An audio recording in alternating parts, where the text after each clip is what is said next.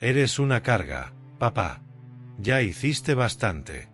Déjanos vivir en paz. Lo dijo delante de mis nietos, sin temblar la voz. El silencio en la mesa fue más cruel que sus palabras. Yo solo lo miré, y supe que esa noche no dormiría él, no yo. Pero unas semanas antes, nada hacía pensar que llegaríamos a eso.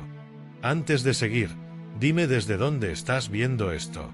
Y dale like si alguna vez te hicieron sentir que sobrabas en la vida de quienes más amabas. Me llamo Rafael Molina, tengo 70 años y vivo en Murcia, en la misma casa donde crié a mi hijo Daniel. Desde que Teresa, mi mujer, murió en 2016, él y su familia se convirtieron en mi única razón para seguir. Cada tarde recogía a mis nietos del colegio, les preparaba la merienda y les ayudaba con los deberes. La casa olía siempre a pan tostado y colonia infantil. Daniel trabajaba en una empresa de transportes. Su esposa, Laura, tenía una tienda en el centro. Decían que no tenían tiempo para nada, y yo les creía. Por eso no me quejé cuando los domingos se fueron volviendo lunes. Ni cuando los te llamo luego se transformaron en silencio. A veces me sentaba en el porche, viendo cómo anochecía sobre el limonero que plantamos con Teresa. Entonces creía que el silencio era paz. Aquel día descubrí que también puede ser desprecio disfrazado de cansancio. Un día de abril, mientras almorzábamos, Daniel me soltó la frase sin rodeos. «Papá, estamos pensando en vender tu casa. Está vieja, cuesta mantenerla». Me reí, convencido de que bromeaba. «La construí con tus manos pequeñas ayudándome. No se vende la historia, hijo». Él suspiró, como quien tiene que explicarle algo obvio a un anciano. «No lo entiendes. Es por tu bien. Te podrías venir a vivir con nosotros, al piso nuevo». No era una invitación. Era un plan. Y en su tono había algo que nunca le había escuchado antes: impaciencia. Durante semanas fingí que no pasaba nada. Seguía recogiendo a los niños, preparando meriendas, riéndome con ellos en la cocina. Pero cada vez que sonaba el teléfono y era Daniel, el corazón me golpeaba el pecho. Sabía que no llamaba para preguntar cómo estaba, sino para insistir. Una tarde, aparecieron en casa con un agente inmobiliario. Un hombre joven, con traje azul y sonrisa aprendida, que hablaba de potencial y ubicación privilegiada. Daniel asentía, Laura tomaba notas, y yo apenas podía respirar. Según el mercado actual, podríamos sacar unos 280.000 euros, decía el hombre. Yo solo veía los clavos que puse con mis manos, las paredes donde marqué la altura de Daniel cada cumpleaños, y el limonero del patio, que aún daba fruto aunque ya nadie lo mirara. Cuando se fueron, me quedé en la puerta, viendo cómo el coche se alejaba. El agente reía, Daniel gesticulaba. Laura revisaba su móvil. Y yo, apoyado en el marco, supe que algo se había roto para siempre. Intenté entenderles. Quizá creían que me hacían un favor. Que a mi edad uno necesita cuidados, compañía, ayuda. Pero lo que más duele no es que te consideren viejo. Es que te traten como si ya hubieras dejado de ser útil. Aún así, acepté su invitación a cenar unas semanas después. Laura había insistido en que había que hablarlo con calma. Yo solo quería mantener la paz. La mesa estaba bien puesta, los niños contentos. El olor a lasaña llenaba el comedor y por un instante creí que todo podía arreglarse. Hasta que Laura, con una sonrisa ensayada, dijo: «Rafa, te conseguí una residencia estupenda. Moderna, con enfermeros. No te faltará nada». Tragué saliva. ¿Residencia? ¿Para qué? Daniel no me miró. «Papá, no podemos con todo. El trabajo, los niños, la casa, eres una carga». Esa palabra cayó como piedra sobre la mesa. Carga. Nadie dijo nada. El tenedor de mi nieto mayor temblaba entre sus dedos. Laura miró su plato. Y yo, simplemente me levanté, cogí mi abrigo y salí sin cerrar la puerta. Caminé sin rumbo por las calles vacías de Murcia. El aire olía a lluvia y cada paso sonaba hueco. No sentía rabia ni tristeza, solo un peso en el pecho. El mismo que sientes cuando te das cuenta de que ya no perteneces al lugar que ayudaste a construir. Esa noche no dormí. Encendí la lámpara del despacho y saqué las carpetas donde guardaba todo. Facturas, escrituras, el testamento, las cartas que Teresa me escribía cuando Daniel era pequeño. Y entre esos papeles, encontré algo que ellos no sabían. La casa seguía a mi nombre.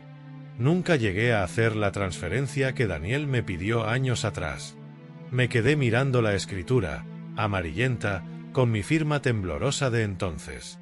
No sentí orgullo ni alivio, sino una claridad serena. Esa casa no era un bien. Era una memoria viva. Y nadie, ni siquiera mi propio hijo, tenía derecho a venderla como si fuera una mercancía. Al amanecer fui al banco. Saqué 20.000 euros de mis ahorros y abrí una cuenta nueva, solo a mi nombre. Luego llamé a mi abogado. Le pedí que preparara un cambio en el testamento. ¿Desea excluir a su hijo, don Rafael? No. Solo quiero que entienda que el respeto no se compra, ni se hereda. El abogado asintió. Salí del despacho con una calma que no recordaba desde hacía años. No era venganza. Era orden. Como cuando uno limpia el taller, quita el polvo y deja solo lo necesario. Esa noche, mientras regaba el limonero, pensé en Teresa. Ella siempre decía que los hijos no se pierden, se confunden. Quizá tenía razón. Pero a veces, para que encuentren el camino, uno tiene que dejarles tropezar con su propia sombra. Me senté en la silla del porche, con una manta sobre las piernas. Y escuché el silencio de la casa. Por primera vez en mucho tiempo, no me dolió. Era un silencio digno, limpio. El silencio de quien ha decidido seguir viviendo en paz, aunque los demás no lo entiendan. Su casa tiene un gran potencial, don Rafael.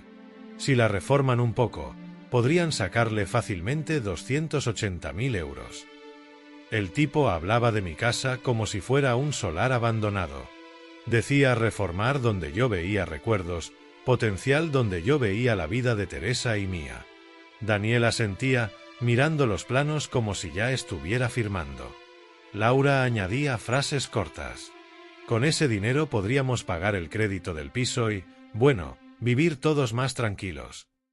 Todos, dijo. Pero en su todos no estaba yo.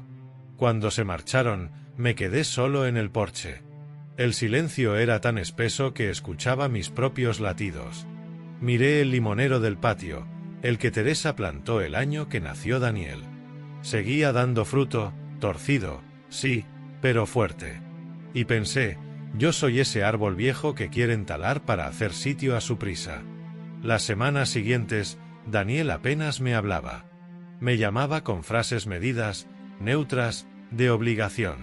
¿Todo bien, papá? Sí, hijo. Todo bien. Y colgaba antes de que el silencio se volviera incómodo. Aún así, acepté ir a cenar a su casa un sábado. No por ganas, sino porque no quería romper del todo el hilo que aún nos unía. Cuando llegué, los niños corrieron a abrazarme. El mayor, Álvaro, me enseñó un dibujo, un abuelo con un bastón y un limonero detrás. Me hizo sonreír. Luego Laura apareció desde la cocina con su tono amable y distante. Siéntate, Rafa, ya casi está todo listo. La mesa estaba bien puesta, mantel limpio, copas de vino, la lasaña humeando. Por un momento, pensé que tal vez había malinterpretado todo, que quizá aquella cena era una reconciliación. Pero el golpe vino disfrazado de ternura. Entre bocado y bocado, Laura dijo, como quien comenta algo práctico: Rafa, te conseguí una residencia estupenda. Moderna, con enfermeros. No te faltará nada. Tragué despacio, intentando no atragantarme. ¿Residencia? ¿Para qué? Daniel no me miró. Papá, no podemos con todo. El trabajo, los niños, la casa, eres una carga.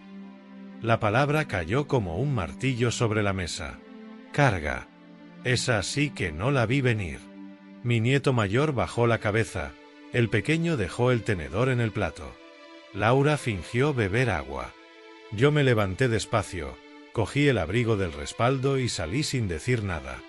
No cerré la puerta. Ni hacía falta. Caminé sin rumbo por las calles húmedas de Murcia. Las luces de los escaparates reflejaban en el suelo mojado. La ciudad estaba viva, pero yo me sentía ya fuera de ella. Un espectro con nombre, dirección y pensión. No sentía rabia, sino una especie de vacío. El mismo que se siente cuando te das cuenta de que ya no perteneces ni siquiera al amor que diste. Cuando volví, no encendí las luces. Me senté en la cocina, con las manos sobre la mesa. El reloj del comedor marcaba las 12:30, y el tic-tac me acompañó hasta el amanecer. No dormí. No podía. Había algo más fuerte que el dolor, la claridad. A las 7, preparé café y saqué del cajón la carpeta donde guardaba todos mis papeles. Facturas, escrituras, pólizas, cartas viejas de Teresa. Las extendí sobre la mesa y empecé a revisar, una a una.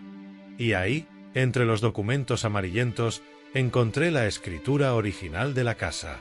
A mi nombre. Nunca llegué a hacer la transferencia que Daniel me pidió años atrás. La observé un rato. No con orgullo, sino con la calma del que comprende algo importante. La casa no era una propiedad, era mi biografía. Y una biografía no se vende. A las 9 en punto, fui al banco. Pedí sacar 20.000 euros de mis ahorros. La cajera me miró sorprendida. ¿Desea que le preparemos un cheque, don Rafael? No, en efectivo. Y una cuenta nueva, a mi nombre. Solo mía. Firmé con letra firme. Salí con el sobre en el bolsillo interior de la chaqueta, sin temblar. Luego fui a ver a mi abogado, un hombre discreto y correcto que conocía a Teresa. Le conté todo sin adornos. Quiero cambiar el testamento.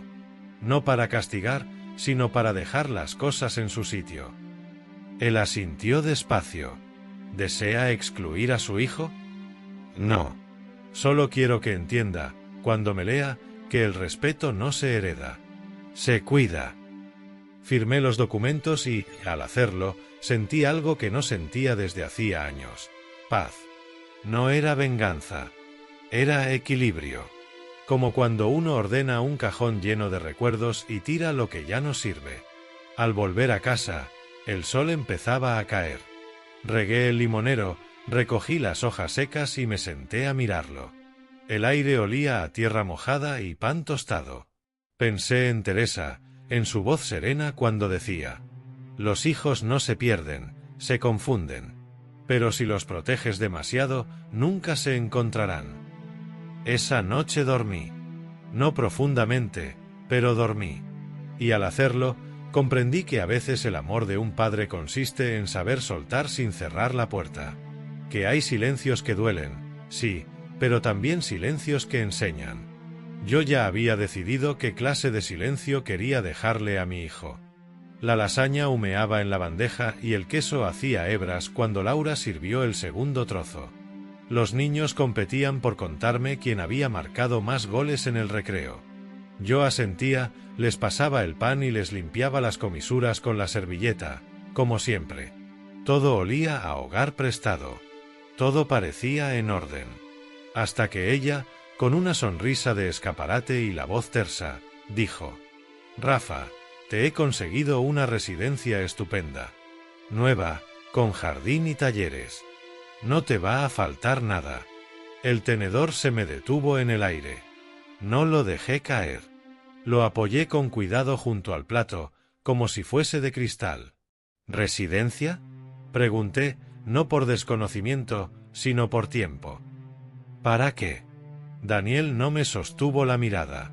Se inclinó hacia su copa, giró el vino como si dentro estuviera la excusa y soltó, sin despeinarse: Papá, no podemos con todo. El trabajo, los niños, la casa, eres una carga. La palabra rebotó en los platos, en el horno aún caliente, en el dibujo del frigorífico. Carga. Dijo eres, no está siendo. Un verbo que pesa como una piedra cuando te lo lanzan desde la sangre. Nadie respiró. Álvaro, el mayor, bajó los ojos. El pequeño clavó los suyos en mí, asustado, como si esperase una broma. Laura reparó en una amiga imaginaria y la retiró del mantel con dedos expertos. Yo contuve la primera respuesta que me subió, no sé si de orgullo o de dolor. Sentí el latido en las sienes, el mismo que conocí cuando enterramos a Teresa. «¿Termina de cenar, papá?», añadió Daniel, como si estuviera resolviendo un trámite. «Mañana podemos ir a ver la residencia». No respondí. Me levanté despacio. Puse la servilleta sobre la mesa, doblada en dos, y cogí el abrigo del respaldo de la silla. Nadie se movió. El pasillo hasta la puerta me pareció más largo que nunca. Tenía en los bolsillos las llaves de mi casa, mi cartera y la dignidad con la que uno envejece cuando no molesta. «Abuelo», susurró el pequeño, «¿te vas?». Giré apenas la cabeza y le sonreí. A veces una sonrisa es la única patria. Crucé el recibidor y abrí sin ruido.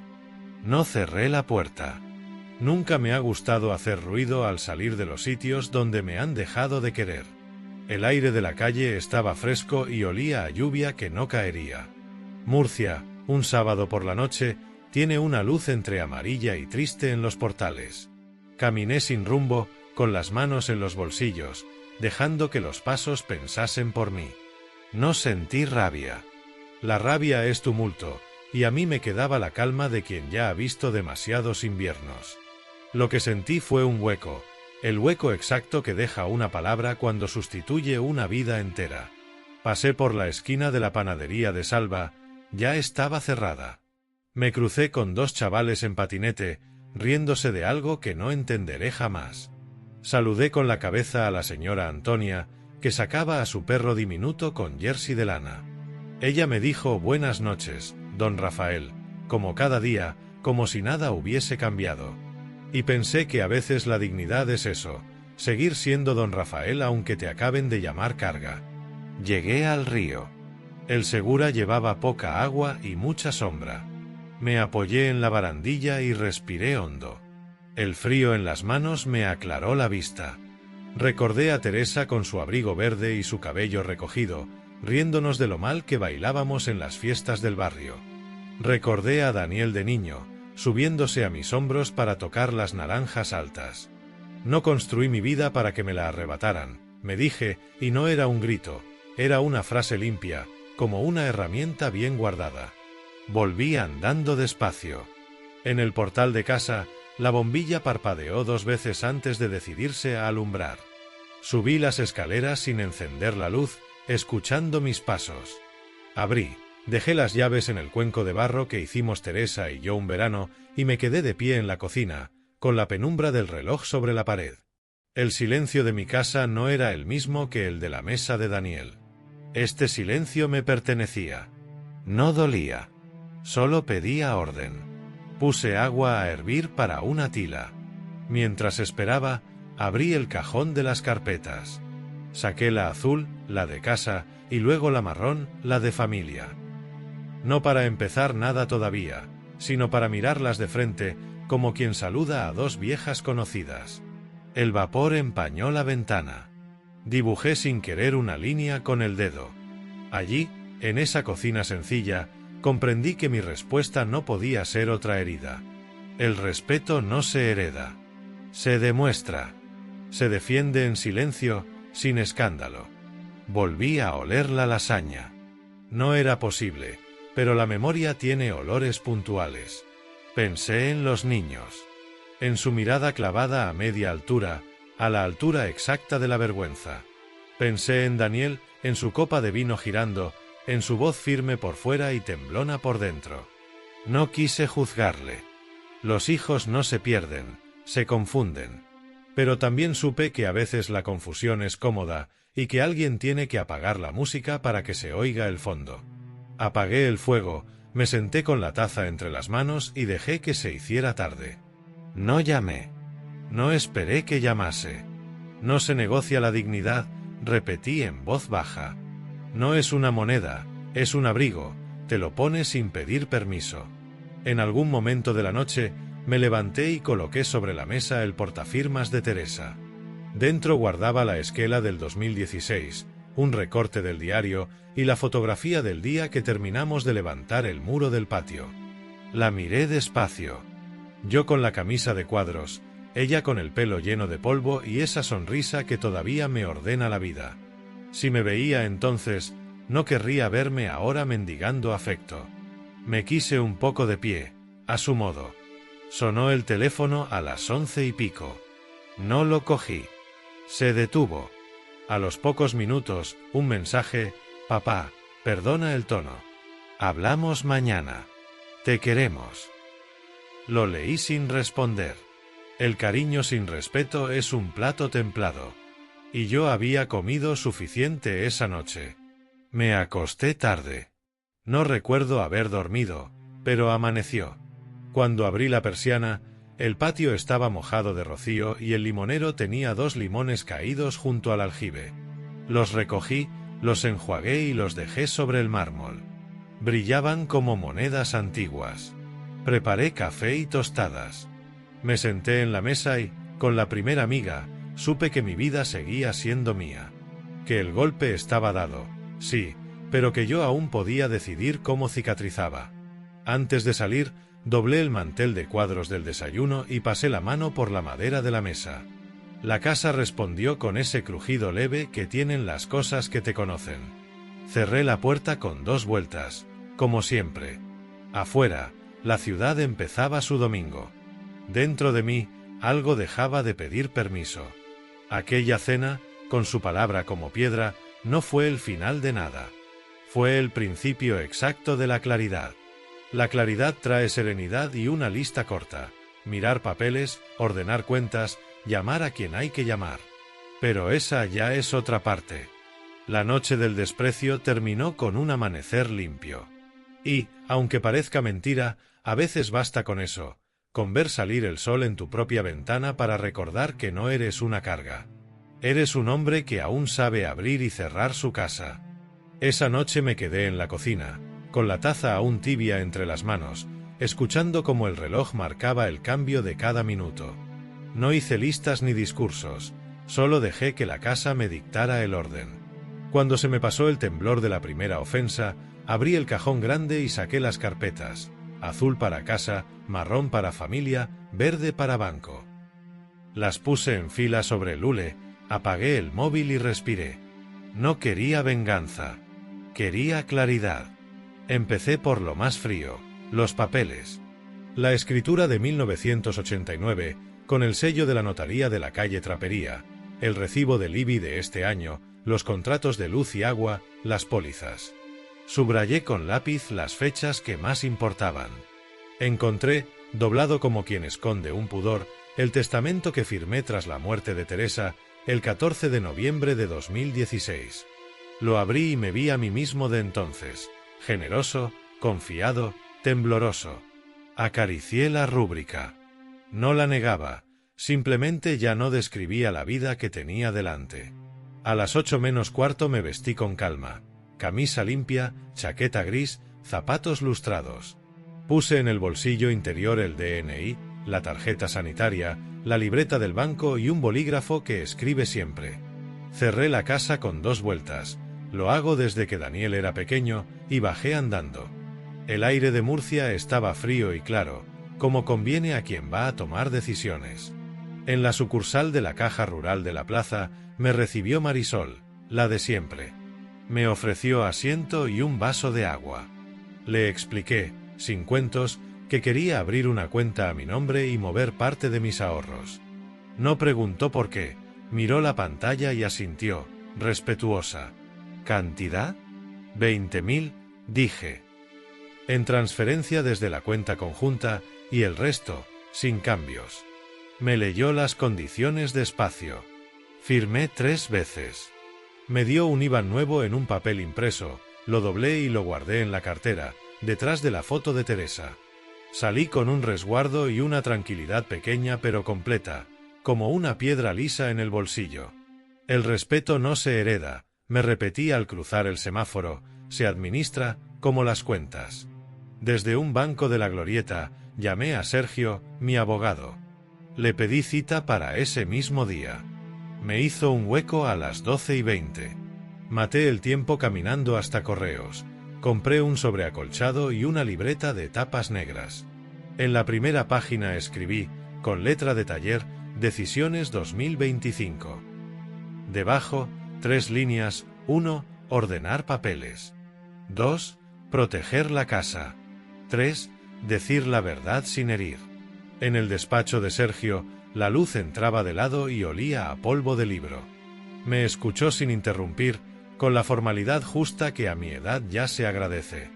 Me habló del usufructo, de legítimas, de cláusulas que permiten señalar destino a ciertos bienes sin romper la ley ni el alma. ¿Don Rafael quiere excluir a su hijo? No, dije. Quiero ordenar. Quiero que la casa quede fuera de cualquier prisa. Y que los nietos tengan un lugar al que volver aunque yo no esté.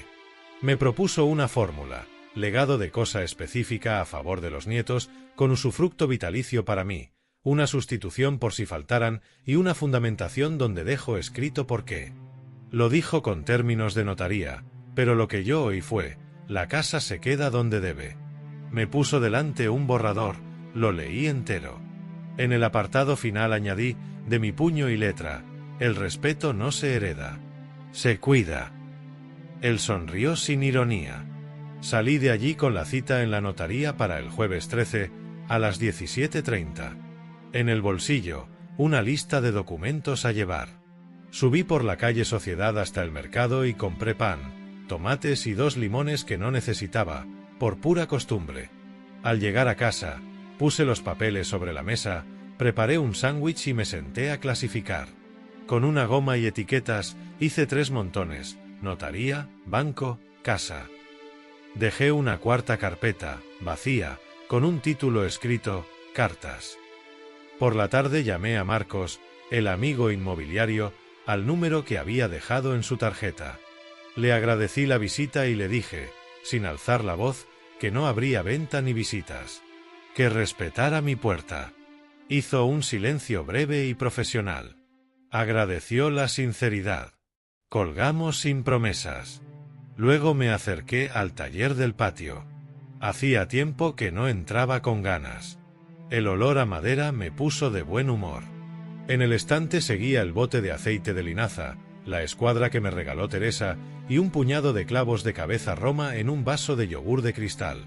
Encontré una chapita de latón, de aquellas que marcábamos para identificar cajones. Grabé, con el punzón torpe, una palabra: casa. La atornillé en el marco interior de la puerta, a la altura del pecho. No sirve para nada, salvo para recordar. Sonó el móvil. Un mensaje de Daniel: papá, ¿puedo pasar luego? No respondí al instante. Terminé de barrer el taller y regué el limonero.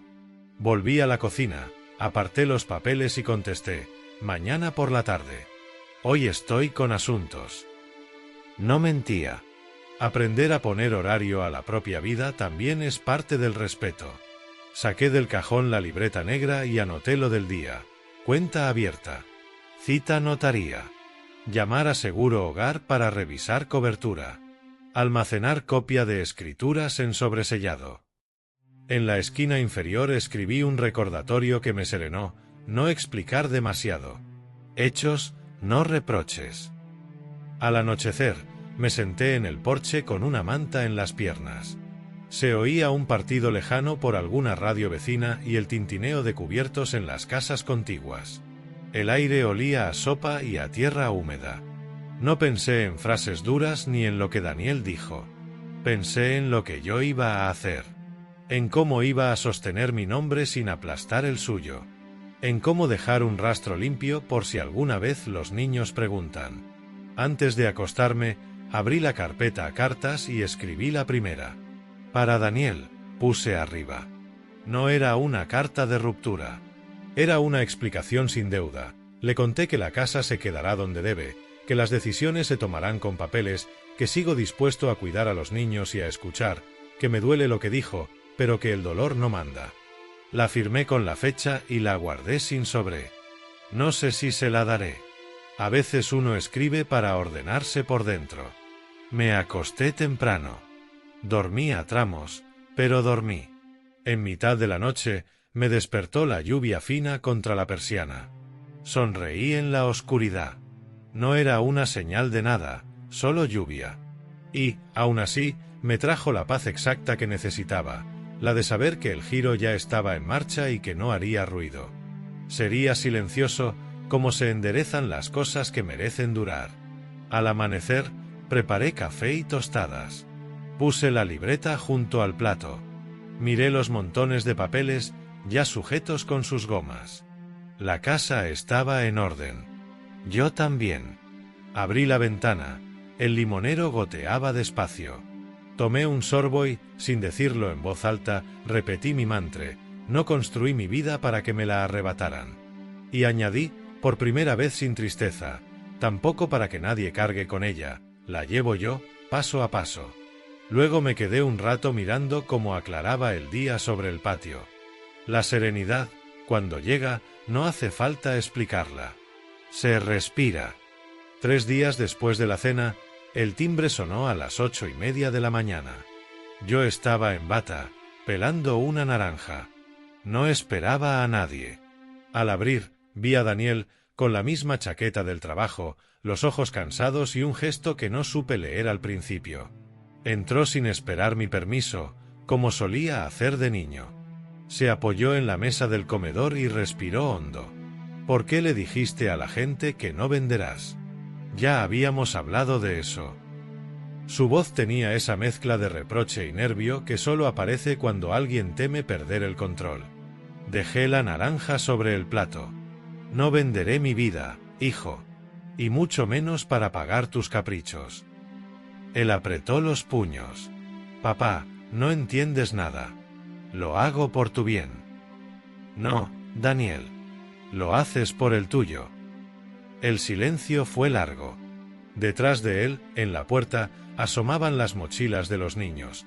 Me di cuenta de que los había traído. Laura debía de estar ya en la tienda.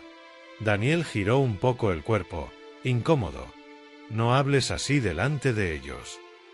Entonces no digas tú lo que dijiste el sábado, respondí. Lo miré fijo. No había ira, solo una claridad firme, la misma que me llevó a terminar la casa con mis manos. Y fue entonces cuando él explotó. Eres una carga. Una maldita carga. Su grito rebotó en las paredes, se metió en los marcos de las fotos, en la madera vieja del aparador. Los niños lo oyeron. El mayor, Álvaro, se quedó paralizado, y el pequeño, Mario, empezó a llorar. Daniel se dio cuenta del eco de sus propias palabras.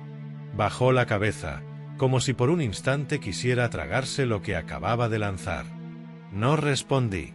Solo caminé hasta la puerta y la abrí. Vete, hijo.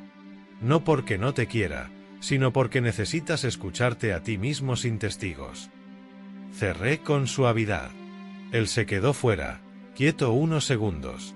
Luego oí el motor del coche. Los pasos de los niños subieron al asiento trasero. El silencio volvió, pero esta vez era distinto. Ya no dolía, pesaba como la calma después de una tormenta. Esa tarde no salí. Pasé las horas revisando los documentos que ya había ordenado, confirmando la cita con la notaría, llamando a la aseguradora para actualizar mi contacto. No lo hacía con prisa, sino con una especie de serenidad obstinada. Todo en orden, todo en regla. A veces la justicia empieza por los cajones. A la mañana siguiente, a eso de las 9:15, sonó el teléfono del fijo. Era el colegio. La directora me hablaba con voz preocupada. Don Rafael, ha habido un pequeño incidente con su nieto Álvaro. Discutió con un compañero y, bueno, le ha dicho algo fuerte. Pedí que me contara. El compañero había dicho que su abuelo vivía de los demás y que por eso su padre lo iba a meter en una residencia. Y Álvaro, sin dudar, le contestó: no hables así de mi abuelo. No es una carga. Es mi héroe. Me quedé callado, sujetando el auricular. La directora continuó. No pasó a mayores. Pero su hijo está viniendo a buscarlo. Pensé que le gustaría saberlo. Le di las gracias y colgué despacio. Esa frase, no es una carga. Es mi héroe, me atravesó como una brisa limpia. No por orgullo, sino por la verdad que contenía. Los niños aún saben distinguir el peso de las palabras. A media tarde, Daniel vino de nuevo. Aparcó mal, como siempre, sin fijarse. Tocó el timbre 2 veces. Cuando abrí, tenía los ojos enrojecidos. No dijo nada al principio, solo se quitó las gafas, respiró y apoyó las manos en el quicio de la puerta. «Papá». Álvaro me repitió lo que dijo en el colegio. No pude mirarlo a la cara. Entonces ya sabes lo que sentí yo el otro día. No lo dije con rencor. Lo dije con el tono que usan los hombres cuando ya no esperan disculpas, solo comprensión. Daniel se pasó las manos por la cara y se sentó frente a mí. No sabía que le había llegado tanto. Las palabras llegan siempre, hijo. Algunas tardan más, pero llegan. Sobre todo cuando vienen de un padre o de un hijo. Durante unos minutos, no hablamos. El reloj marcaba los segundos, y afuera los gorriones picoteaban en el alero. Entonces Daniel rompió a llorar. No como un hombre vencido, sino como un niño que por fin entiende que ha hecho daño sin querer. Papá, no era eso lo que quería decir. Estoy agotado, no pienso, el trabajo, los niños. Yo solo.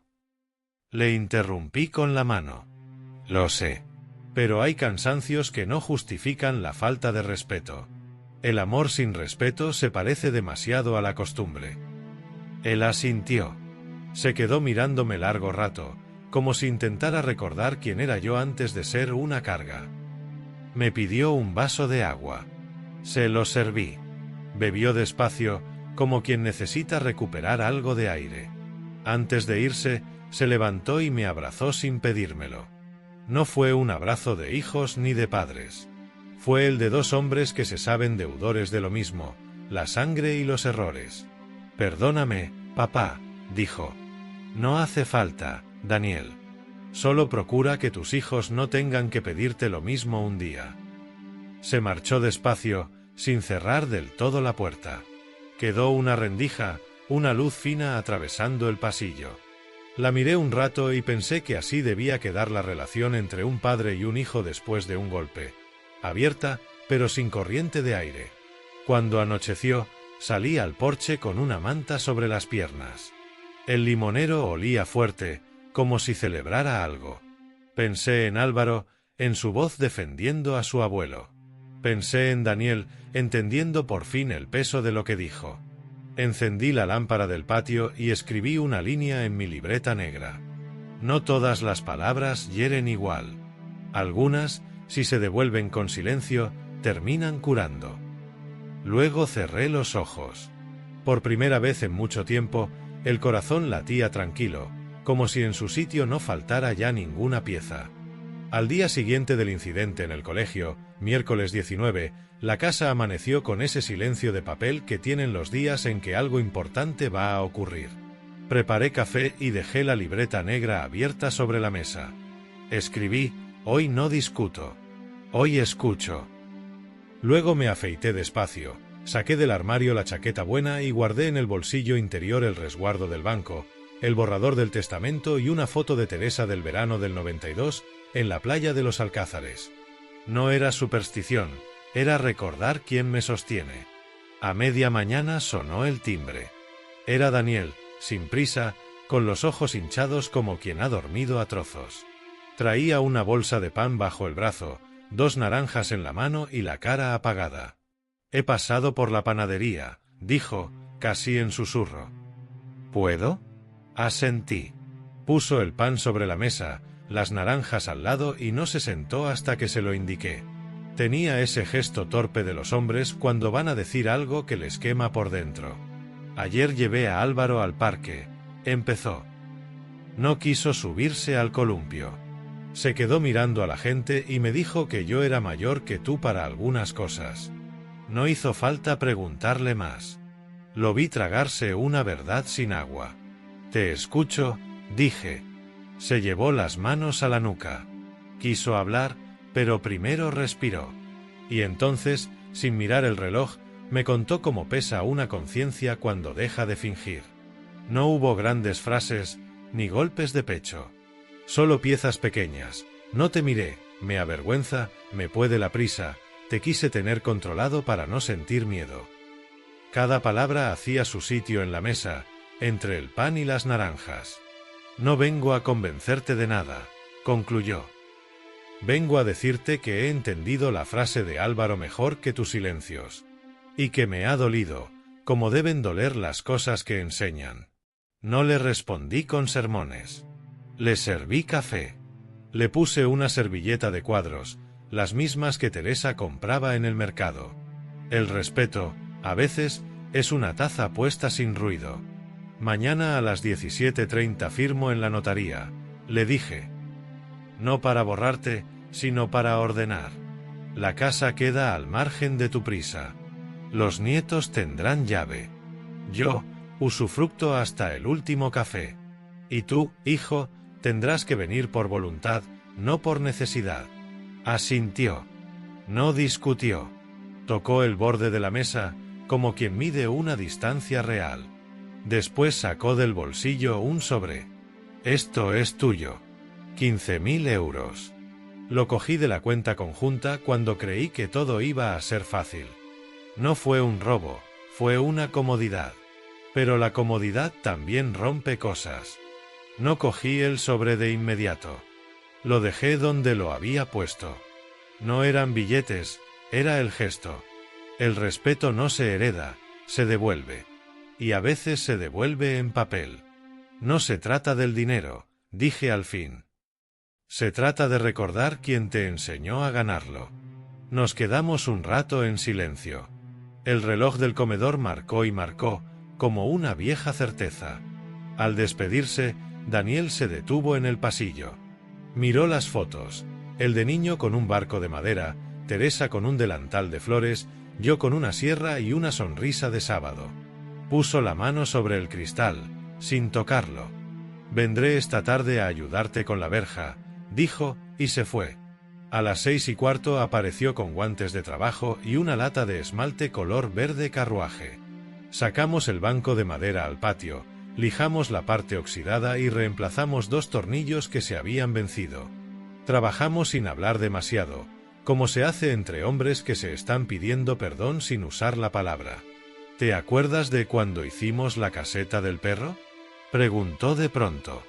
Me acuerdo de que la hiciste tú mientras yo fingía ayudarte, y de que Teresa dijo que eso era la paternidad. Sonrió. Fue una sonrisa torpe, pero verdadera. Pintamos la última tabla y nos quedamos mirando el brillo nuevo. No era una verja distinta. Era la misma, pero cuidada. Como a veces vuelven los vínculos cuando se limpian de orgullo. Esa noche se quedaron a cenar. Laura trajo una tortilla y un gazpacho en tartera. Los niños hicieron los deberes en la mesa del comedor. No hubo discursos, ni brindis. Solo gestos pequeños. Laura me preguntó por la caldera, Daniel recogió los platos sin que se lo pidiera, Álvaro dejó su dibujo del limonero pegado en la nevera con un imán de la Fuensanta. Al despedirse, Daniel no prometió imposibles. Dijo algo sencillo. Mañana te llevo yo a la notaría. No porque tenga que estar, sino porque quiero estar. Dormí con la ventana abierta. La noche olía a tierra mojada y a pintura nueva. Pensé en la palabra que me lanzó días atrás, carga. Ya no era un ladrillo en el estómago. Era una piedra colocada en su sitio, señalando el borde del camino para no volver a tropezar. El respeto no se hereda, se aprende a fuerza de tropezones. Al amanecer, puse la libreta negra junto al café y escribí 3 líneas. Hoy firmo. Hoy agradezco sin debilitarme. Hoy enseño, sin humillar. A las 17:15 ya estábamos en la notaría de la calle Trapería.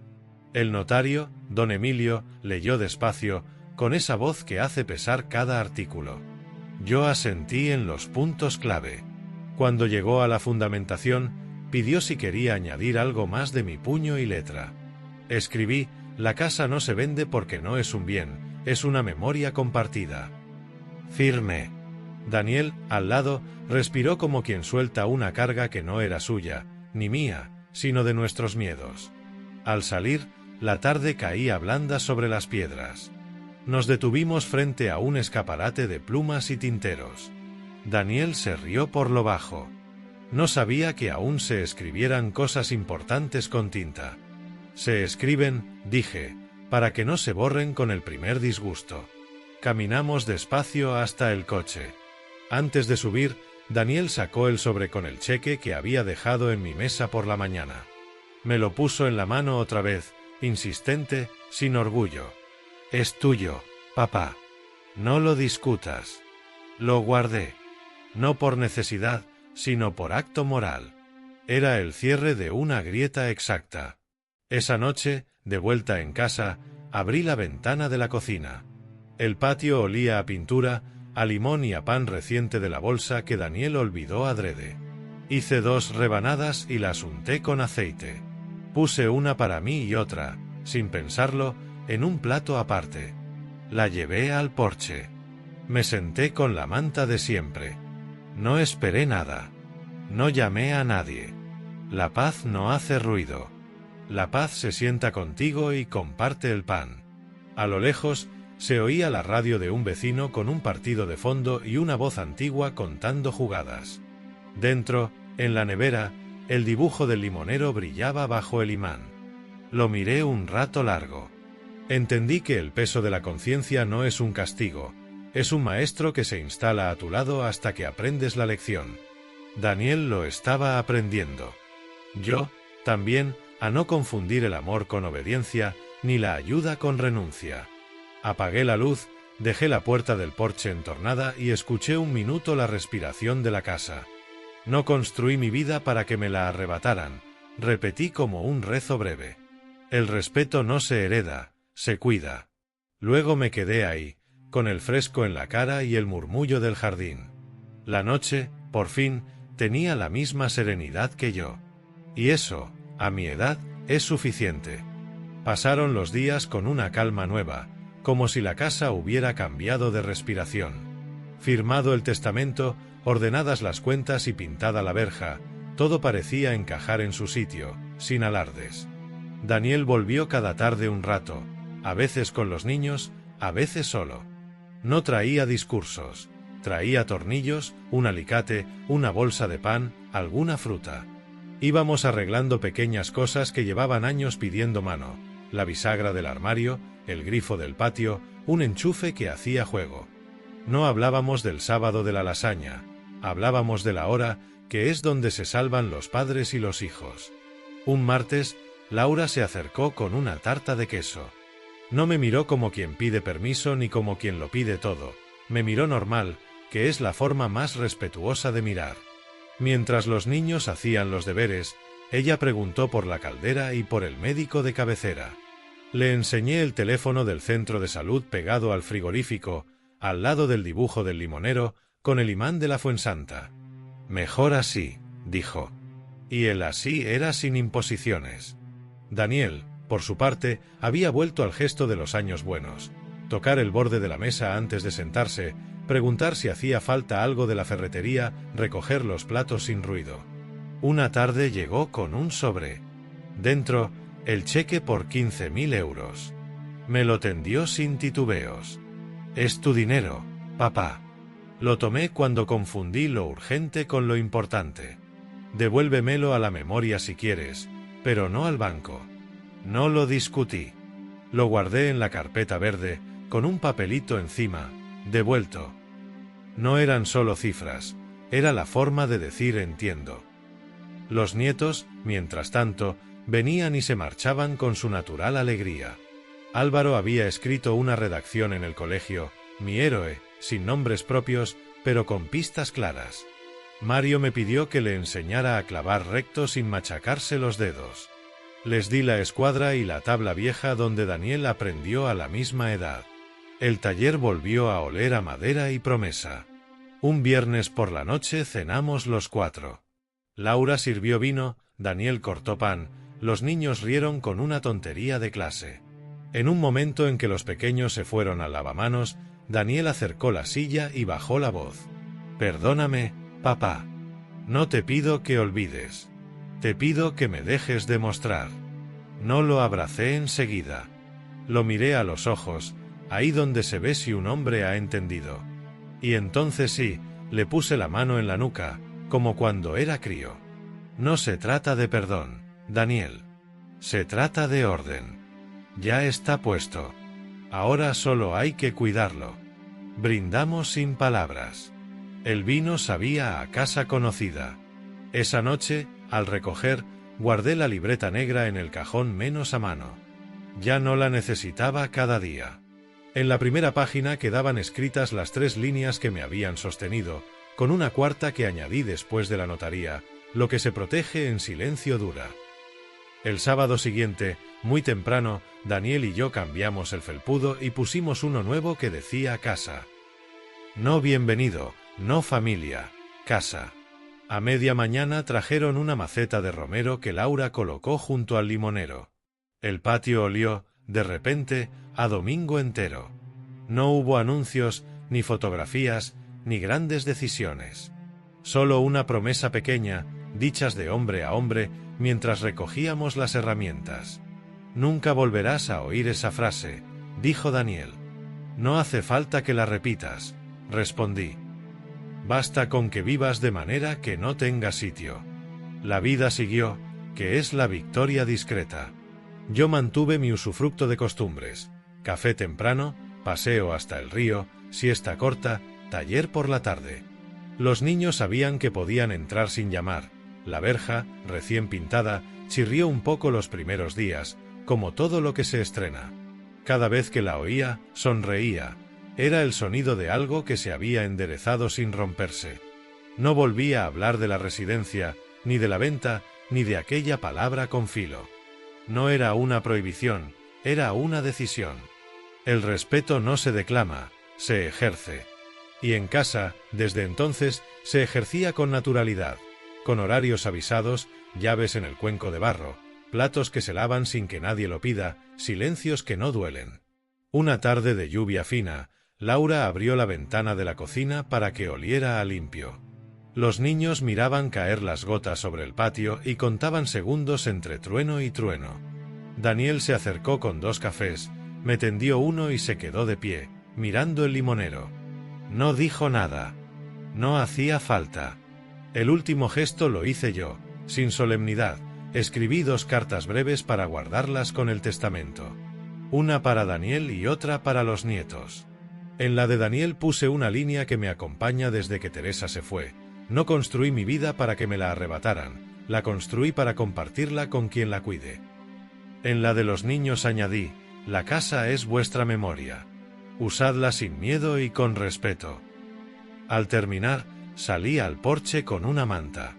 El rumor de la lluvia llenaba el patio. Olía a romero y a tierra mojada. Me serví un café y dejé que el vapor se mezclara con el aire fresco. Dentro, todo estaba en orden. Fuera, el mundo seguía su ruido. Aquí, en esta casa que ya no se discute, la serenidad cabía entera. Miré el amanecer asomar por detrás de los tejados. El cielo, entre gris y rosa, parecía la primera página de un día limpio. Respiré hondo. A veces las palabras hieren, otras curan, y otras, cuando se callan a tiempo, dejan sitio al simple bienestar. La taza calentó mis manos. El limonero goteó 3 veces. Y la casa, por fin, volvió a ser hogar.